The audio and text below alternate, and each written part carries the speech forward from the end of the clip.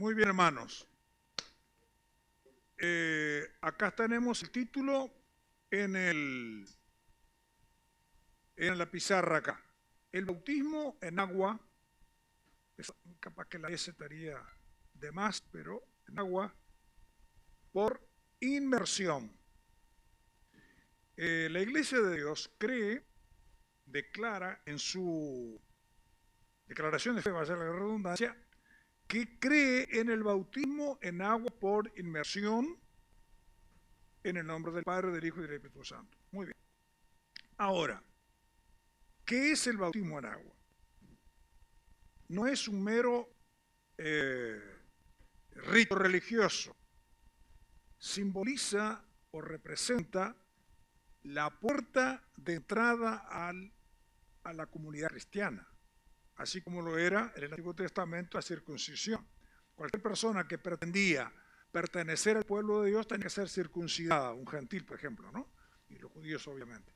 Entonces, el bautismo simboliza entonces la puerta de entrada a la comunidad cristiana o al mundo cristiano. El verbo bautizar viene del griego baptizo, ¿eh? P larga A, P de papá, T de tilo y Z O, baptizo. Y significa sumergir. Yo creo que esa palabra la hemos escuchado muchas veces, porque al pertenecer a una iglesia donde se bautiza la gente, bueno, las reflexiones siempre se están, así que no hay mucha, sobre esto no hay mucha novedad. El bautismo en agua es una práctica que desde el principio de la iglesia se entendió como algo como un requerimiento de Dios, ¿no? Y que fue instituido por el propio Señor Jesucristo. Y vamos a leer, yo les entregué unos papelitos ahí, por ejemplo, un versículo bíblico que sabemos de memoria, creo yo. Deberíamos. Mateo 28, 19. Porque ahí hay otra cosa que dice ahí. ¿Qué dice? A ver, ¿quién lo tiene? Mateo 28, 19. ¿No lo tiene nadie? Estén atentos, hermano, por favor, los que reciben un papelito, tengan los versículos ahí, porque si no demoramos mientras que lo encuentran. Mateo 28. Sí, yo iba, pero ya que le di el papelito a los hermanos para que lo lea. Mateo 20.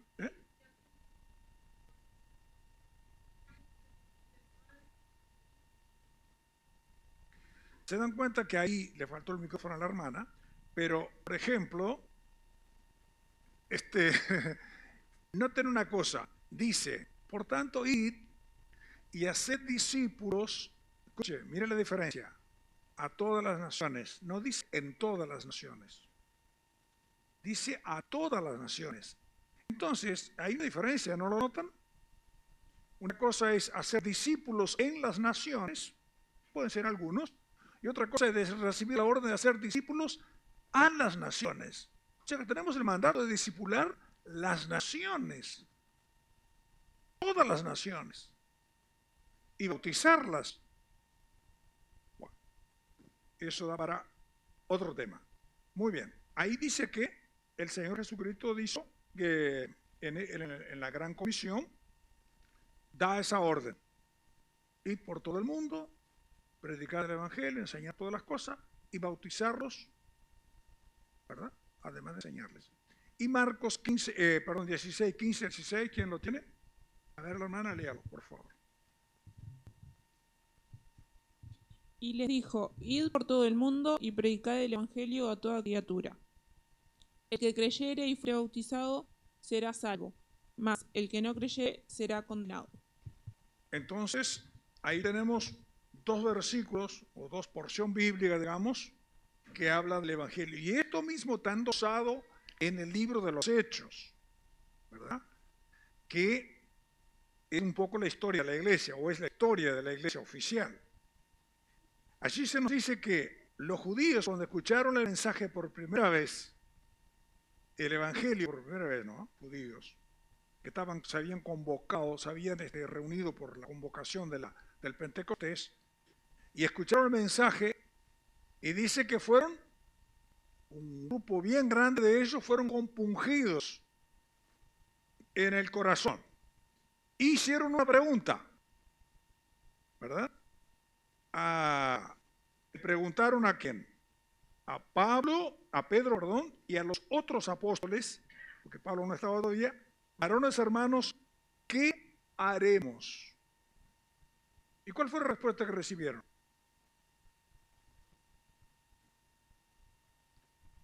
Hechos 2:37, ¿lo tiene alguien?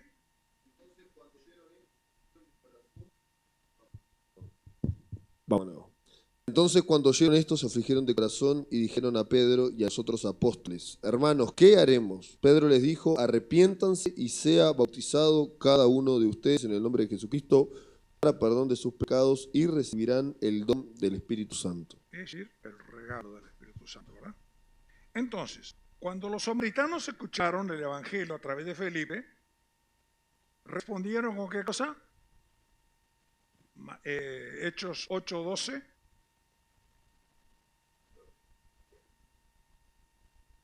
Tengan los versículos, hermano, por favor, listo. A ver. Pero cuando creyeron a Felipe, que anunciaba el Evangelio del reino de Dios, y en el nombre de Jesucristo se bautizaban hombres y mujeres. Fíjense, respondieron con el bautismo. Luego tenemos que Saulo de Tarso, en Hechos 9:18, Saulo de Tarso, después el gran apóstol Pablo más adelante. Y al momento le cayeron de los ojos como escamas y recibió al instante la vista, y levantándose fue bautizado. Y el etíope, cuando escuchó el mensaje de Jesús a través de justamente Felipe, que fue al desierto, Hechos 8:38. Y mandó parar el carro y descendieron ambos al agua, Felipe y el eunuco, y le bautizó. Y esto mismo ocurrió con el carcelero de Filipo, Lidia, los efesios y muchos etcétera más.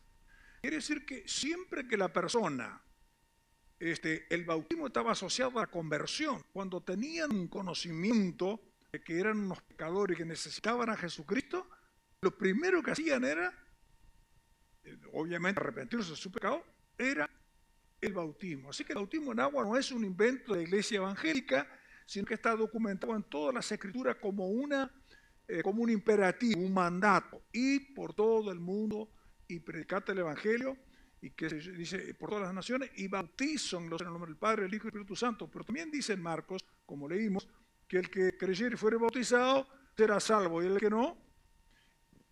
Y es bueno explicar esto porque ¿qué pasa? Cuando una persona se convierte y no tiene tiempo de bautizarse y fallece, porque está en un hospital cuando recibió a Jesús, o está en un estado muy avanzado de edad, una enfermedad, no puede venir al templo, o no se puede bautizar, esa persona igual es salva. Escuche, porque veo que el texto dice, el que creyere y fuere bautizado será salvo, y el que no será condenado. Esto es para quienes ya la persona escuchó el mensaje, tiene la oportunidad de hacerlo, pero por no asumir responsabilidad, dice, no, más adelante, pues voy a ver. Bueno, ahí ya estamos en otro terreno. Pero cuando la persona, por una razón de impedimento físico, no puede hacerlo, u otra razón, o puede estar detenido en una cárcel, no hay forma de bautizar, de pronto, en algunas cárceles sí, otras no, entonces eso es diferente, esa persona es salva. ¿De acuerdo? Así que bueno, como podemos ver aquí, el bautismo en agua siempre está asociado a la comprensión del mensaje. Es decir, si una persona no se bautiza porque sí, excepto uno en 25 de agosto que llegó un grupo de gente que andaba ahí, y nosotros estábamos bautizando a mucha gente, que hicimos un bautismo unido, y querían, me acuerdo que fuimos como 17 ómnibus y camiones y mucha gente. Y se apareció un grupo ahí que queríamos que los bautizáramos y nosotros no lo conocíamos. Entonces, bueno, obviamente tuvimos nuestras charla y no los bautizamos. No sabíamos en qué condiciones estaban esas personas. Ellos decían que estaban bien, pero ¿cómo saberlo? Entonces, tiene que haber alguien que predique, o sea, tiene que haber una comprensión del Evangelio. Comprenda. Si no, no se bautiza. Tiene que haber arrepentimiento. Tiene que haber una unión con Cristo en su muerte. Y ahí quiero que alguien me lea Romanos 6, 3 y 4. Y miren lo que dice ahí. Romanos 6, 3 y 4. ¿O no sabéis que todos los que hemos sido bautizados en Cristo Jesús, hemos sido bautizados en su muerte? Porque somos sepultados juntamente con Él para muerte por el bautismo, a fin de que, como Cristo resucitó de los muertos para la gloria del Padre, así también nosotros andemos en vida nueva. Ese versículo de Romanos y el de Colosenses 2:12, lo juntamos los dos. A ver, ya la hermana. Porque los dos dicen más o menos lo mismo. En este sentido. Sepultados con él en el bautismo, en el cual fuisteis también resucitados con él mediante la fe en el poder de Dios que le levantó de los muertos. Y es interesante notar acá que los dos versículos estos presentan el bautismo como la tumba del viejo hombre. Sepultado, dice Romanos, fuimos sepultados con Cristo. Y el versículo que leyó la hermana, sepultado con Cristo. O sea que, de alguna manera, está diciendo, es la tumba de ustedes. El viejo hombre, ¿verdad? Porque el nuevo hombre dice que sale en novedad de vida. Se espera que la persona que salga del agua, ¿verdad? Sea ese simbolismo, porque la persona ya fue convertida al bautismo. Pero hay un simbolismo, ¿no? Es... digamos, es una evidencia exterior de un cambio interior. ¿De acuerdo? Es decir, la persona lo que va a hacer es hacer un acto público, testimonial, diciendo, o sea, dando a entender que su vida ahora tiene otro rumbo, ¿no? Eso es lo que se espera, que la persona, es decir, un muerto no habla, un muerto no reacciona, un muerto no dice palabrotas, un muerto no miente, ni roba, ni hace trampas. Así que si la persona murió, simbólicamente murió con Cristo, se espera que salga novedad de vida, no hay vida nueva. Entonces, ese bebé, con esta misma cajita, pero un bebé, algunos bonitos como somos, otros un poco más feos, como algunos, están por ahí, pero, ¿verdad? Bueno, pero ¿qué pasa? Tiene que la misma caja, pero el hombre que está dentro es nuevo. Y en consecuencia, no tiene vicios, no fuma, no bebe. Porque es un bebé cuando nace bebe, fuma. Aprende con el tiempo. Si un bebé, la mamá le da leche sin azúcar, el bebé nunca lo va a pedir. O si no le da el chupete, porque el niño no sabe que existe el chupete, ni que el azúcar, que la leche debe estar endulzada. Ahora, si le enseñan de chiquito, cuando lo va a reclamar cuando se lo dan. Bueno, entonces este bebé que sale del agua, este bebé simbólicamente, no tiene ninguno de estos vicios, o no debiera tenerlo, porque él murió, falleció, y lo sepultó, con Cristo lo sepultó. ¿Ah? Ahora, dice que resucita como él resucitó, aparece en novedad de vida, entonces el comportamiento de este bebé tiene que ser muy diferente. Muy bien. Así que a la luz de estas evidencias podemos decir que el bautismo en agua tiene algunos componentes, como por ejemplo, una práctica cristiana, no es un invento de nadie en particular. Como dije ya, es una manifestación exterior de un cambio interior. Es una práctica que siempre está asociada a la conversión, y la práctica del bautismo es por inmersión. No encontramos ninguna parte del Nuevo Testamento, y si usted encuentra, me lo levanta su manito, me lo dice, donde Alguien hizo un bautismo por aspersión. ¿Qué es? Eso es aspersión, ¿verdad? ¿Y saben qué? Si una persona está para la extrema unción, como se utiliza, ¿verdad? El término, está para irse y quiere ser bautizado. Dice, mire, pastor, yo quiero que me bautice. Sabe que le queda poco tiempo, pocas horas, está en un hospital, o en su casa, pero postrado. Entonces el pastor, ¿qué hace con ese hermano? No lo puede sacar de la cama o con esa hermana y llevarla a un río, ni mucho menos, porque la persona... Entonces hace simbólicamente, ¿verdad? Le moja su frente, le hace un... Y la persona... es un simbolismo, ¿verdad? Es un acto de fe y la persona va en paz. Lo mismo hacemos cuando la cena del Señor, que el término correcto es la cena del Señor y no la santa cena. Pero igual, lo decimos y no se compliquen por eso. Pero sería la cena del Señor. Bueno, como muchas veces el pastor lo ha dicho, si no tiene en su casa, cuando usamos el Zoom, agarra un poquito de agua y un vasito de... Es un simbolismo. No es la transustanciación como utilizan los católicos, que es que se convierte el pan y el vino literalmente en la sangre y en el cuerpo. No, es un simbolismo. Jesús dijo, haced esto en memoria de mí. En memoria. Cada vez que lo hagan, su muerte lo recuerda. O sea que es un simbolismo. Muy bien. Ahora, ¿cuáles personas bautiza la Iglesia de Dios, la institución que pertenecemos? Y ahora voy a hacer una preguntita acá. Bautiza a las personas que se hayan convertido, por supuesto, y que tengan aproximadamente 12 años, dependiendo de la madurez del niño, del muchacho.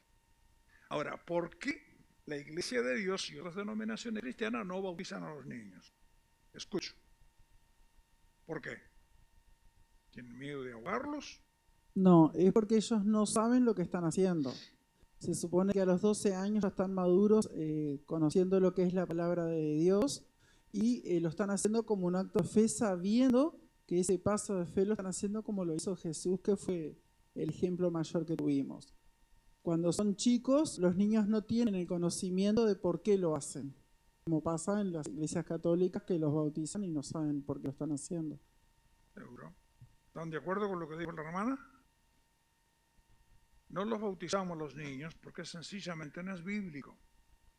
Sencillamente no es bíblico. Por eso, entre otras cosas, el requerimiento de las escrituras para una persona que se va a bautizar, ¿cuáles son? Hay dos por lo menos que saltan a la vista. Se arrepientan de sus pecados. ¿Y un niño, un bebé, se puede arrepentir? ¿Y lo otro? ¿Cuál es la otra? Que reconozca a Jesucristo como su Señor. ¿Lo puede hacer un bebé? Bueno, entonces, obviamente, no es bíblico para nada el bautizar a los niños. Sí a los adultos. Digo 12 años, pero puede ser de algún caso de 10. Es relativo ahí, ¿no? Depende de la madurez, ¿no? Ahí hay personas que tienen un poco más de edad, pero no tienen la madurez necesaria. Entonces, en su lugar, la Iglesia de Dios, ¿qué hace con los bebés? ¿Los deja a la deriva? No, los presenta, siguiendo el ejemplo de Jesús. Ahora pregunto, ¿qué edad tenía Jesús cuando fue presentado en el templo? No, el pastor.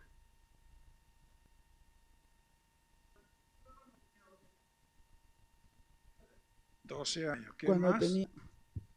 ¿Quién? A ver, levante la manito y yo le doy la oportunidad. ¿Qué edad tenía Jesús cuando fue presentado en el templo? Please. ¿Ah? Yo sé que acá hay gente que sabe, que simplemente no quiere interrumpirme, pero le estoy dando la oportunidad para que me lo diga. ¿Qué edad tenía, hermano? No puede ser que ustedes no lo sepan. A ver, Mateo. A ver. 8 años. 8 años. ¿Alguien allá dijo otra edad? ¿Alguien más? ¿Se dan cuenta para qué son los estudios bíblicos? Cosas tan básicas como esas, no tengo respuesta. Tenía 40 días, queridos. ¿A qué edad fue circuncidado Jesús? Hermana. A los 8 días. Muy bien. 8 días. Y a los 40 días fue circuncidado. Vamos a leer la Biblia. Pues si no queda como que simplemente estoy diciendo esto. Lucas 2, 21 y 22. Cumplidos los 8 días para circuncidar al niño, le pusieron por nombre Jesús, el cual había sido puesto por el ángel antes que fuese concebido. Y cuando se cumplieron los días de la purificación de ellos, conforme a la ley de Moisés, le trajeron a Jerusalén para presentarle al Señor. Muy bien. O sea que primero fue circuncidado y cumplido el ritual de la ley, lo trajeron a Jerusalén para ser presentado al Señor. De acuerdo a la ley, ¿qué decía la ley? Tenemos que ir allá. Vamos para allá. Levítico capítulo 12, versos 3 y 4. ¿Quién lo tiene? Y al 8º día se circuncidará el niño, mas en ella permanecerá 33 días purificándose de su sangre. Ninguna cosa santa tocará ni vendrá al santuario hasta cuando sea cumplidos los días de su purificación. Ahí están los 40. 33 y los 8, 40 días son la edad en que Jesús fue presentado. Bautizado, ustedes ya saben, ¿verdad? Tenía 30 el inicio en su ministerio. Bueno. Muy bien, ¿alguna pregunta sobre eso? ¿Algún aporte que me quieren hacer? ¿Se dan cuenta?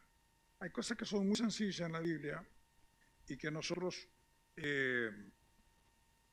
lo damos por sentado en las lecturas que hacemos rápidas y no nos detenemos en algunas cosas que son bastante elementales, bastante sencillas. Muy bien. Entonces, la Iglesia de Dios, ¿qué hace cuáles son las personas a los bautizando, digamos así, ¿no? ¿Cuáles son los requerimientos? La persona debe tener una edad determinada, dijimos, ¿verdad? Pero además, la persona puede ser soltera, ¿no?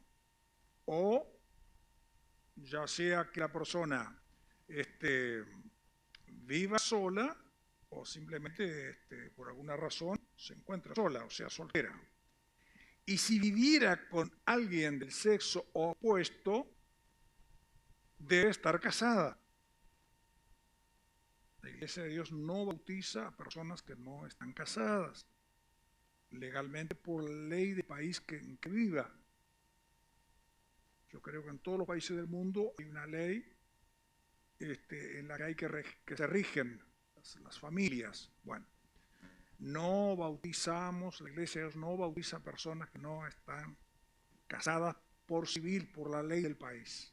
En algunos lugares el ministro puede casar a la persona, hace las dos funciones, civil y también religioso, pero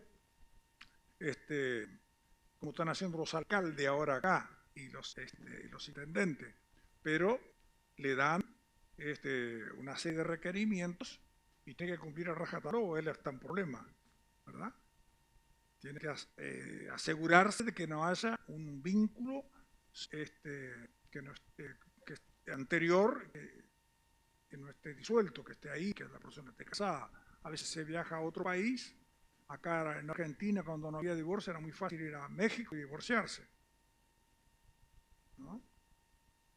Yo recuerdo ver una persona allá que me decía, ¿qué hago? No hay divorcio acá y mi señora, los padres lo llevaron a la chica a otro lado, gente de plata, y el muchacho quedó en la Argentina con 20 y pocos años. Y ¿qué hago ahora? No me puedo divorciar y no me puedo casar, porque ¿cómo me voy a casar si no existe el divorcio? Pero todo un drama ahora hay en Argentina, ¿no? La muchacha se había ido. Bueno, muy bien. Así que debe aceptar las enseñanzas y la doctrina, por supuesto, y las prácticas de la institución, de la Iglesia de Dios.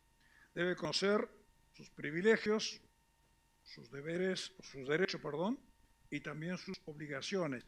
Y hace algún tiempo hicimos un folletito que dice la membresía de la Iglesia de Dios, así de sencillito, y dice privilegios, derechos y obligaciones, y adentro aparece más o menos detallado ahí, algunas cositas, así para tener una idea. ¿Cuáles podrían ser algunos privilegios? A ver, ayúdenme. O algún privilegio. A ver, acá. Privilegio de la institución, el crecimiento ministerial, por ejemplo. De la institución, no hablo espiritual, institucionalmente hablando. Muy bien. De la persona que se bautiza, digo yo, ¿cuáles serían los privilegios? A ser miembro de la iglesia, porque miren, antes de continuar con esto, Hechos 2, 41 y 42, dice algo interesante, a ver quién lo tiene. ¿Lo di o no lo di? Sí. Porque ese menciona algo importante con relación a la incorporación a la iglesia. Así que los que recibieron su palabra fueron bautizados y se añadieron aquel día como 3.000 personas y perseveraban en la doctrina de los apóstoles, en la comunión unos con otros, en el partimiento del pan y en las oraciones. ¿Se da cuenta? Gracias, hermana. La persona se bautizaba y era incorporada en la comunidad cristiana. Y allí entonces tenían privilegios, derechos y obligaciones. La hermana levantó la mano, sí. Ser parte del cuerpo es ahí está la incorporación de la persona, es un privilegio, ¿verdad? Pertenecer. Hay que hacer algunas precisiones. A veces uno está anotado en un libro de una iglesia local y eso no significa que esté anotado allá arriba, ¿verdad? Por eso digo, tiene que haber una armonía entre esto y lo otro. Cuando se anota la persona acá que es miembro de la iglesia, se supone también que pertenece al cuerpo de Cristo, ¿verdad? Y muchas personas que aún no se han bautizado porque no ha llegado el momento, también pertenecen al cuerpo de Cristo, ¿verdad? Personas que no han podido bautizarse por razones diversas. Muy bien. Habíamos dicho que, ¿cuáles privilegios entonces podría ser? ¿Cuáles? Dijimos que era, dijo Luis que era posibilidad de crecer, la hermana dijo allí, ser parte del cuerpo, participar de la cena, y el partimiento del pan, como leyó la hermana, era una vez que la persona se añadía. Así que es uno de los privilegios que tenemos nosotros de participar simbólicamente y aceptar aquel mandato, ¿verdad? Que ustedes se dan cuenta el peso que tiene la frase que Jesús dijo, que hagan esto en memoria de mí, cuántas veces lo hicieron, y que la persona tenga ese privilegio de tener 20 siglos después, 21 siglos después, participar de un acto simbólico retrayendo a memoria aquel episodio, es algo maravilloso, excelente. ¿Sí?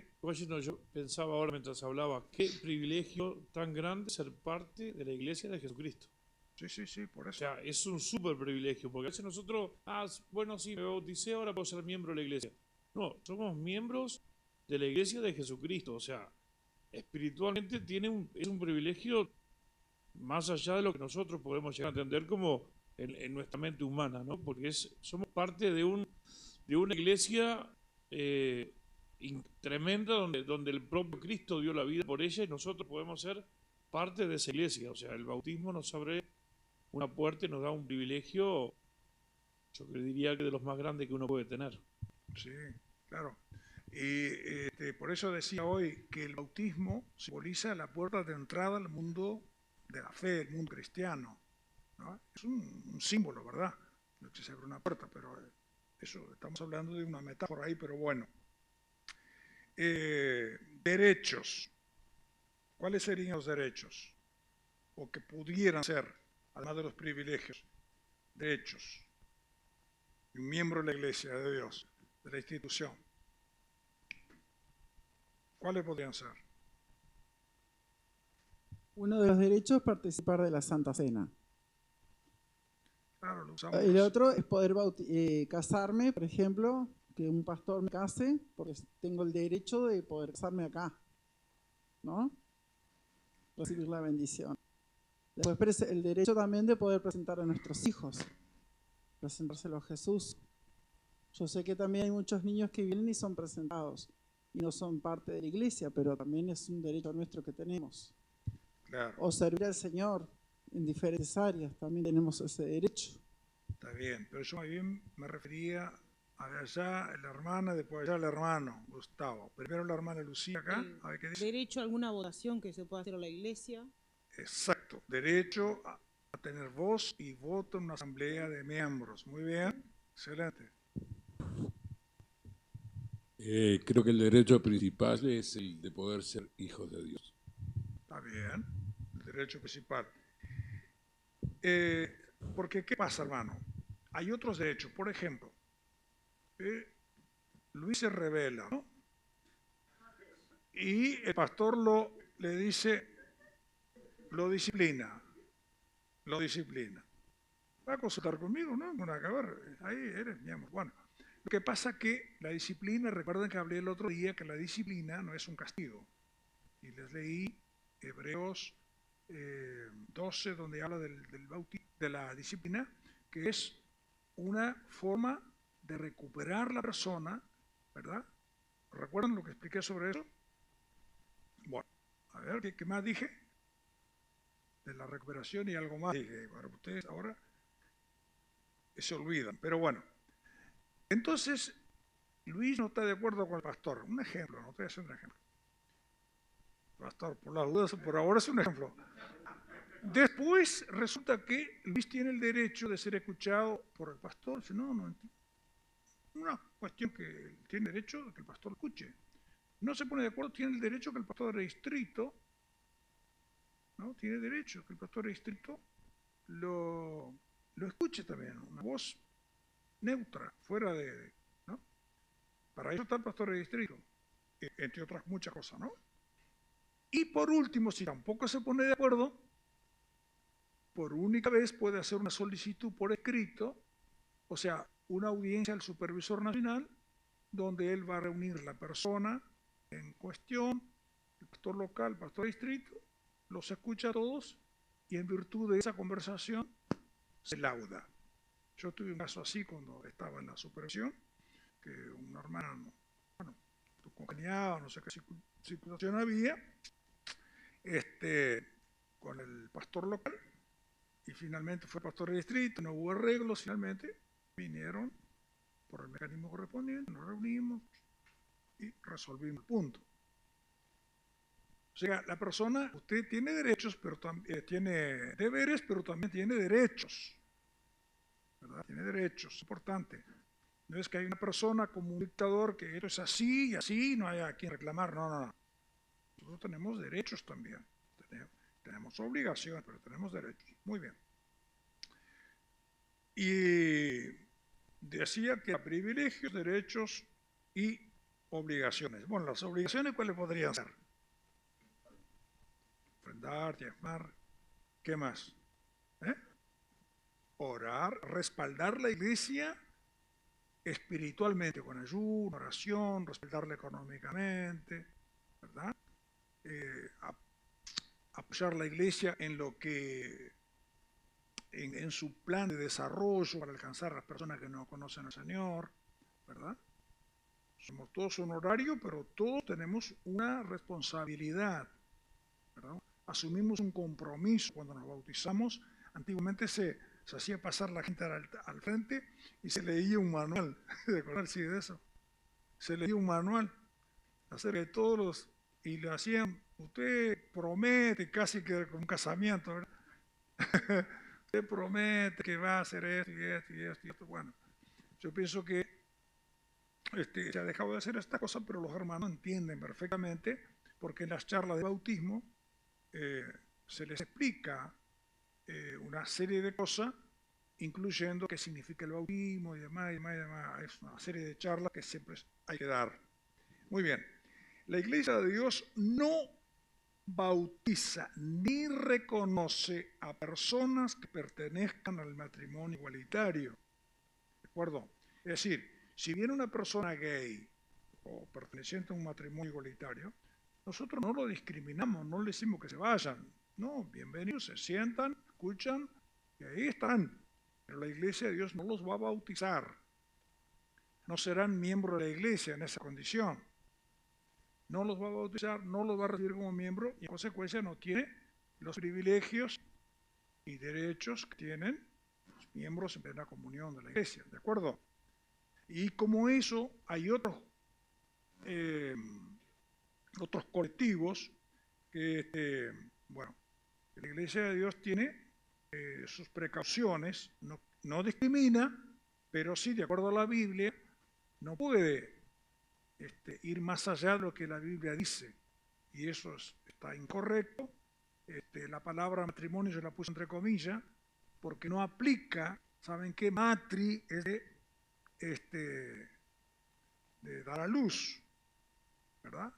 Y un hombre no da a luz, así que el matrimonio pudo haber sido darle otro nombre, unión entre iguales, dar cualquier otro nombre, pero no matrimonio, porque no aplica, no tiene nada que ver el término. Entonces, pero como las fuerzas de los movimientos, ahí se dejó establecido matrimonio, pero de matrimonio no tiene nada. Entonces la iglesia no los bautiza ni los reconoce como para ser candidatos a la membresía. ¿Alguna otra cosa, Alcide, que me quieras preguntar, decir, añadir que de repente se pueda ir de lo que es membresía de la iglesia? Bueno, muy bien, a ver. Pregunta. No, no es una pregunta, pero es bueno, puede ser corregido, obviamente. Pero es un tema que en diferentes momentos me ha tocado, en diferentes charlas así informales, defender o hablar, y es el tema del diezmo. Porque a veces hay gente que lo tira para el Antiguo Testamento y tantas cosas que hacen esa división ahí de tiempos, pero lo cierto es que si uno está dentro de una organización que entre muchas cosas se aprueba o se dice, bueno, esto tiene que ser así como a veces uno tiene y defiende otros puntos, este es uno de los puntos que también se acepta. O sea, cuando uno es parte de una organización, acepta todos los puntos. No es que en los puntos que me convenga, yo acá sí soy parte, sino acá no, bueno, no defiendo porque, bueno, creo que es que no lo digo como un palo o no es la idea, pero sí como que a veces, bueno, si sos parte de una organización que defiende determinados puntos y uno lo acepta y uno entra ahí y lo defiende, bueno, es para todo, es para el bautismo, es para la cena del Señor, es para esto, y entre el diezmo y también, bueno, que nos vamos en el rapto.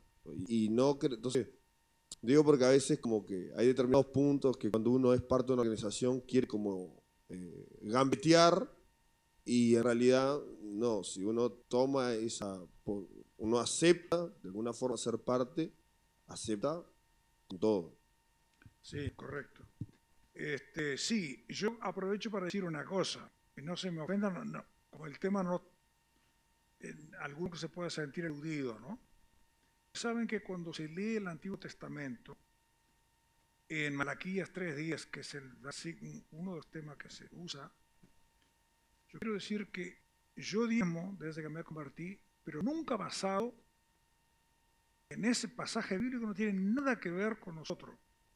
Dice, porque en ese tiempo, fíjense lo que dice el texto: traed vuestros diezmos al alfolí y haya alimento en mi casa, dice el Señor. ¿Qué casa? Su casa, el templo. Porque en ese tiempo los levitas y todo un equipo grande de músicos y qué sé yo, eran por decenas y miles, vivían por orden de Dios, de las primicias y diezmos de los alimentos de la casa de Dios. ¿Recuerdan cuando David fue y comió el pancito que estaba guardado ahí? Bueno, entonces, se refería cuando ellos fallaron en entregar su diezmo, ahí el Señor les habló duro. Pero nosotros diezmamos, no por eso. Yo particularmente no tengo nada que ver con ese pasaje de la Biblia, es del Antiguo Testamento. Voy a leer el del Nuevo Testamento, que es por el que yo diezmo. Escuche, hay de vosotros escribas y fariseos, Jesús les decía, hipócritas, porque diezmáis, escuche, diezmáis la menta y el eneldo y el comino y dejáis lo más importante de la ley. 2 puntos, la justicia, la misericordia y la fe. Esto era necesario hacer sin dejar de hacer aquello. ¿Qué está diciendo? ¿Qué está diciendo? Ustedes están pasando por alto lo más importante de esto. Ustedes diezman, ustedes traen esto y esto y esto, pero lo más importante es la justicia y ustedes la están violentando. Debieron de hacer esto sin dejar de hacer. ¿Qué está diciendo? ¿Está anulando el tema diezmo? No. Está diciendo que debe haber una corrección ahí. Se lo leo de vuelta, escuche. Si quieren subrayar en su Biblia, yo que lo encontré con mucha rapidez. Bueno, Mateo 23, 23, tengo ahí clavadito. Hay de vosotros escribas y fariseos hipócritas, porque diezmáis, eran muy fieles en eso, la menta y el eneldo, y que no sé ni lo que es, pero me imagino que era un producto de la tierra, y el comino, eso sí sé lo que es.